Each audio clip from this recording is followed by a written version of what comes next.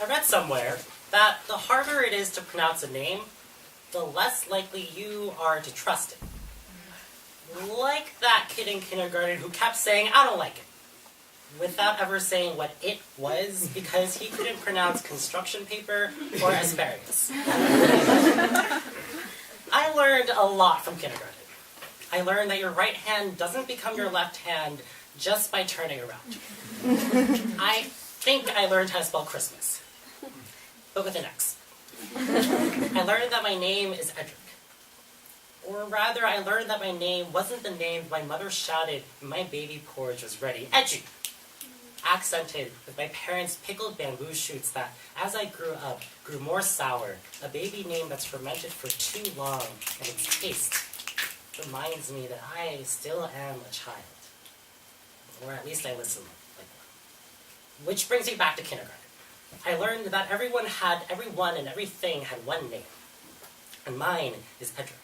Because my kindergarten teacher nodded toward me the same way that she pointed toward crayons and called them crayons, or Legos and called them Legos. I assumed she couldn't be wrong.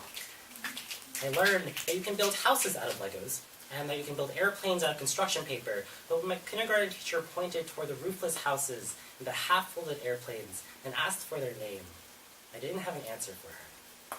I learned that to always write your name on the things that I didn't finish. So that on the days that I got them back, I also learned how to play hard to get. Just never respond to anyone the first time they said anything, so I could hear and read their lips a second or third time. Trust the way that they said it, the same way that I peeked over the girl's next door's shoulder and jotted down in my memory as many answers as possible. I learned to run into the bathroom as soon as I did this with every single new answer and whisper it into the mirror. So many times the mirror fogged up and I couldn't see my lips fumbling with every new pronunciation of my name that I assumed couldn't be wrong. From every roll call, from every Starbucks barista, from every baby name website, from every friend who repeated my name back to me as a question. Eric, Cedric, Frederick, Edric, Edric. I never trusted myself to answer them back. So instead, I chanted them all like some Buddhist mantra I wanted to believe in, but didn't know the meaning of. And whenever someone asked me, "What's your name?" I prayed. A teacher, a friend, even the strangers sitting next to me on the subway would say it. Save me from plugging into the diss track of my own voice, butchering it over and over until it cut my name into scraps so easy to throw away. Remember when I said that the harder it is to pronounce a name, the less likely you are to trust it.